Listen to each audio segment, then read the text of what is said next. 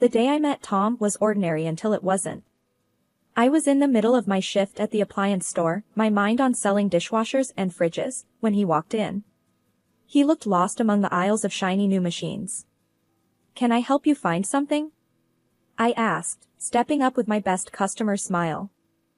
"Yeah, I need a good dishwasher for my folks. They've been nagging me about getting a new one," he replied, looking relieved to have some help.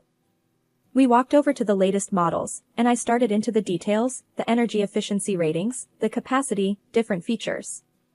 I could tell he was impressed. "This one's pretty top-notch. It's got all the bells and whistles your parents could want," I explained, pointing out the sleek design. "You sure know your stuff," he said with a chuckle. I wouldn't have guessed half of this stuff. Girls usually aren't into all these techie details, right? I just smiled, used to the comment. Well, I like to prove people wrong. We talked more about the specs, and eventually, he picked one out. "Thanks for the help. I would have been here all night figuring this out." "Glad I could help. Your parents are gonna love it," I said, ringing up the sale. That could have been the end of it, but as I was closing up shop, Tom was there again, leaning against his car, waiting. "Hey," he said as I approached. "I was thinking, maybe you could help me set it up. Just to make sure I get all the features working right. And maybe grab a coffee afterward?" I hesitated, a bit taken aback. "Sure, I guess. Just let me grab my things." Over coffee, Tom was easy to talk to. He had a lightness about him that made you want to open up.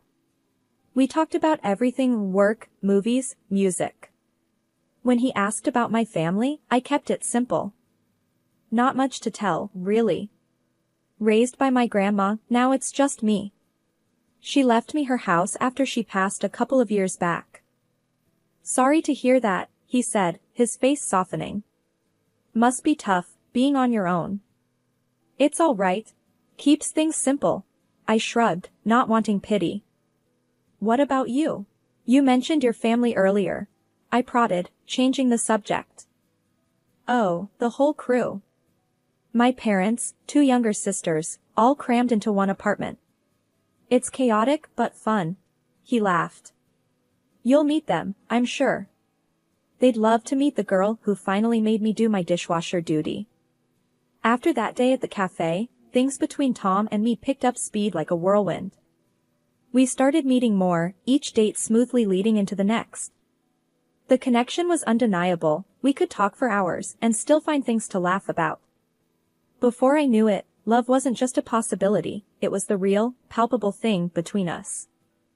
A few months in, under a starlit sky in the local park where we had our 5th date, Tom dropped to one knee and asked me to marry him. The proposal was simple, no extravagant gestures, just him and me and a promise of a future together. I said yes, without hesitating.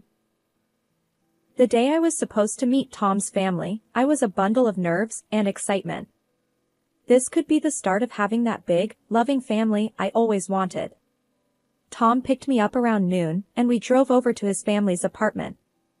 He knocked, and the door swung open almost immediately, pulled by a whirlwind of a woman who must have been his mom. "Tommy.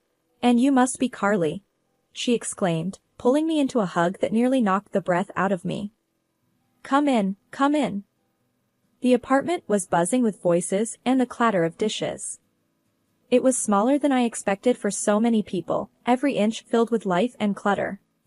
"Carly, this is my dad, and those chaos agents are my sisters, Liz and Anna," Tom introduced, as each nodded or waved. "Nice to meet you all," I said, my voice slightly shaky. "We heard a lot about you. A girl expert in electronics, huh? Unusual," his dad commented, sizing me up. I smiled, trying to take it in stride. "Yeah, I've been into it since I was a kid. Keeps me on my toes." As we all settled into the cramped living room, Tom's mom brought out some snacks, and the interrogation began. "So, Carly, Tom says you're all on your own now? Raised by your grandma?" Liz asked, a bit too casually. "Yeah, it was just us for the longest time. She passed a couple of years ago, so now it's just me," I replied, feeling a bit exposed. And this dress, is it vintage? Like from your grandma's closet? Anna chimed in, a smirk playing on her lips. I glanced down at my dress, a simple floral one that I thought was pretty retro but cute. No, it's from a thrift store downtown. They both laughed, and even Tom joined in a bit. That's our Anna, always quick with the jokes, he said, elbowing her lightly. Yeah, I can see that, I muttered, feeling the heat rise in my cheeks. The afternoon dragged on with more questions and a few more jabs that Tom's parents and sisters threw my way, all under the guise of good-natured teasing. By the time we left, my initial excitement had deflated completely. In the car, I was quiet, processing the afternoon. They liked you, I could tell, Tom said, trying to be reassuring as he drove. Did they? Felt more like I was on a talk show getting grilled, I replied, staring out the window. That's just their way. They tease because they care. You'll get used to it, he said, reaching over to squeeze my hand. A few months after the awkward meeting with Tom's family, we got married. It was a modest wedding, mostly because I didn't have many relatives of my own to invite, and also because we wanted to keep things simple. The celebration was filled with Tom's relatives, who brought their loud and uncouth manners to the forefront. Throughout the day, they were boisterous, inserting themselves into every detail. They made jokes about my dress, saying it was too conservative for such a joyous occasion, and they didn't shy away from tossing crude jokes about our wedding night my way. I tried to brush it off, laugh along, but each comment chipped away at the joy I should have felt on my day. Tom noticed I was getting uncomfortable, squeezed my hand under the table, and whispered, "Just a few hours, we'll get through this together." His words were meant to comfort, but the promise of a together was starting to feel heavier than I expected. It hadn't been long since we moved into my house, a place I cherished for its peace after a long day of work. But that peace was quickly shattered one afternoon when I came home to find lights blazing through the windows. Confused, since Tom was supposed to be at work, I pulled out my phone and dialed him. "Hey, I'm outside the house, and the lights are on. Did you leave them on by accident?" I asked, key in hand, hesitating at the door. "No, I gave Liz my key. She wanted a quiet place to study." Tom's voice came through nonchalantly. I unlocked the door and pushed it open, my heart rate picking up. "You what? Why didn't you ask me first?" "She's my sister, babe. It's not a big deal. Gotta go, talk later," he said before hanging up. Stepping inside, I found Liz sprawled on the couch, my laptop open in front of her. The room was a mess, snack wrappers everywhere, cushions askew. I felt my pulse pounding in my temples. "Liz, what are you doing with my laptop?" I demanded, trying to keep my voice steady. She glanced up, unfazed, and shrugged. "Just borrowing it. Chill, we're family now, right? That doesn't mean you can just take my things without asking." "That's not how this works," I snapped, feeling the anger bubble up inside me. She rolled her eyes, closing the laptop with a snap. "Geez, don't get all wound up. I always borrow stuff from my sis. What's yours is ours now, isn't that what family is about?" I took a deep breath, trying to calm myself. "No, Liz. I need you to ask first. You can't just come in here and take over." She scoffed, standing up and stretching. "Whatever. Tom said it was cool, so maybe you two should sort that out." She brushed past me, her dismissal clear. I picked up my laptop, my hands shaking. That evening, when Tom came home, I was ready for a confrontation. "Tom, we need to talk about your sister using our house like it's her own personal hangout," I started, the moment he walked in. He dropped his keys on the table and frowned. "Carly, she's just a kid. She's not hurting anything. Why are you making a big deal out of this?" "She's not a kid, she's an adult, and she's disrespecting our space. Your family is overstepping, and you need to see that," I argued, feeling my frustration grow as he stood there, unmoved. "Look, my family is just like that. They're open with each other. You're being too uptight about it," he countered, his voice raising slightly. Open doesn't mean entitled to invade my privacy or take my things without permission, Tom. That's not open, that's overbearing, and it's not okay. I shot back, my voice echoing in the now tense room. Tom sighed, rubbing his forehead. Okay, I'll talk to her. Just try to be a little more flexible. Yeah. For me? After he went to call Liz, I sat down, feeling defeated. The ease with which my sanctuary had been invaded left me uneasy. I had always valued my space and privacy, but now I wondered just how much of that I'd have to give up. I thought weekdays were tough, but weekends turned out to be the real trial. It started one Saturday when Tom casually mentioned that his parents wanted to drop by. I didn't think much of it then, figured it'd be a quick hello and goodbye. Boy, was I wrong. That morning, I was sipping coffee in the kitchen when the doorbell rang.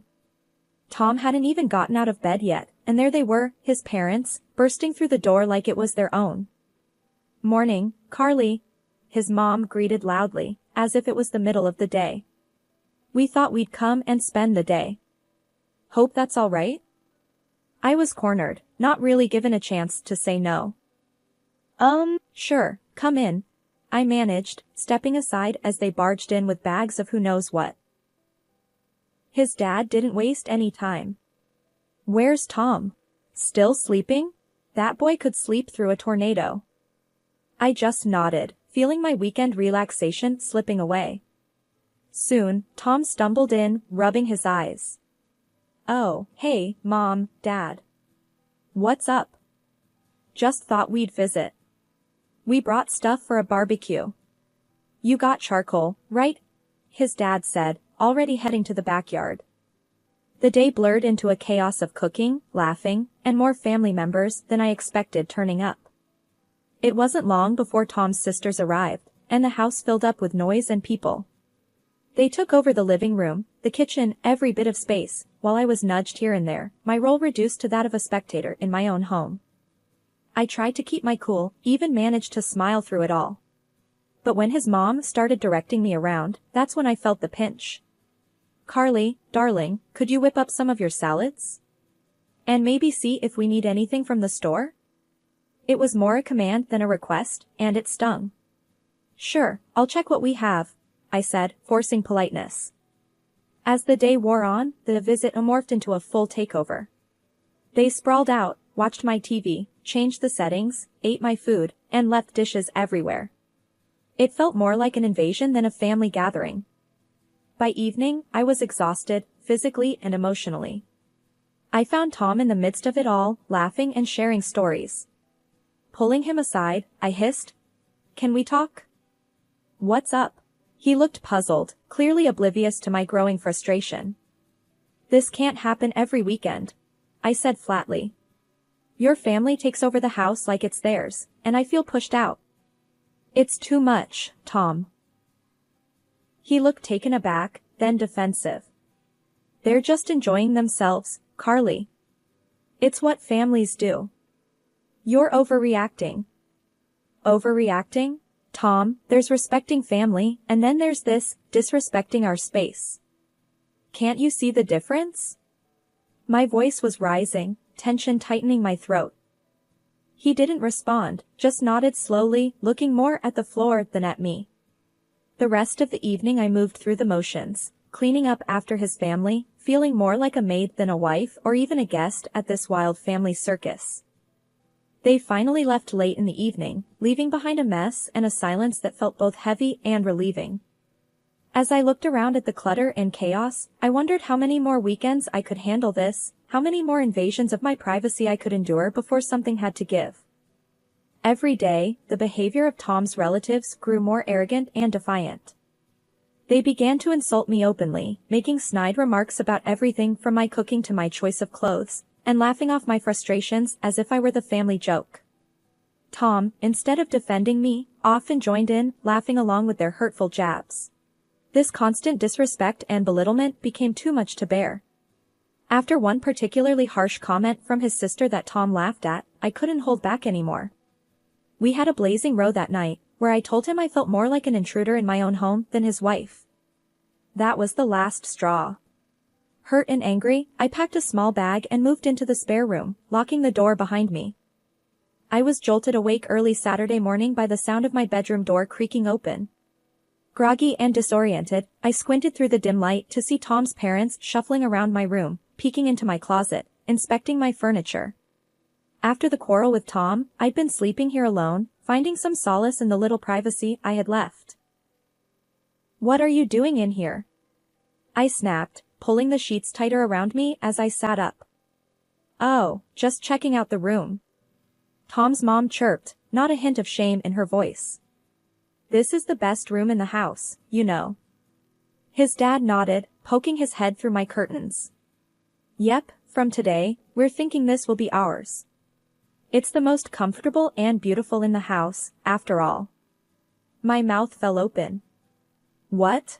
No, you can't just decide that." They both laughed, as if I'd told a good joke. "Well, it's settled. We're moving in here. Gave our apartment to Liz," his mom added, as though it was the most natural thing in the world.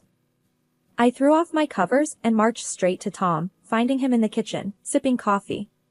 "Tom, we need to talk. Now. Your parents can't just take over my room. This has gone too far." Tom looked up, his expression unreadable. "Carly, they need a place to stay. It's family. They think this room will suit them best." "Suit them? It's my room, in my house," I protested, my voice rising. He shrugged, a casual dismissal that made my blood boil. "Look, why don't you move your stuff to the attic? We can fix it up, make it nice for you." I stared at him, stunned. "The attic? Really? That's what you think of me now?" "It's not like that, Carly. It's practical, is all," Tom said, his tone flat. His parents chimed in, agreeing. "Yes, dear, be reasonable. We're family. And tomorrow, we're off to the city for your sister-in-law's wedding. You'll have the whole week to get the room ready for us." The whole room spun around me as they spoke. My home, my sanctuary, was being stripped away, piece by piece, by the very people who were supposed to respect it. As soon as the front door closed behind Tom and his parents, the silence of the house felt like a heavy blanket had settled over me. I was alone, finally, but the weight of what had transpired sat thick in my chest.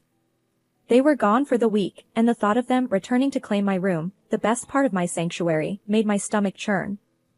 I paced the living room back and forth, my thoughts racing. This wasn't just about them taking over my space, it was about respect, and it was clear I wasn't getting any. Every corner of the house reminded me of the dismissals, the laughter at my expense, and Tom's complacency. Enough is enough, I muttered to myself. The decision crystallized in my mind with a clarity that surprised even me. I wasn't going to be pushed around in my own home anymore. First things first, I needed to secure my house. I called a locksmith, explaining the urgency. I need all the locks changed. Today, if possible. The locksmith was understanding and promised to be there within the hour. As I waited, I gathered Tom's and his parents' belongings. It felt surreal, packing up their things like I was erasing their presence from my life. But with each item I placed into the boxes, I felt a bit more of my resolve hardening.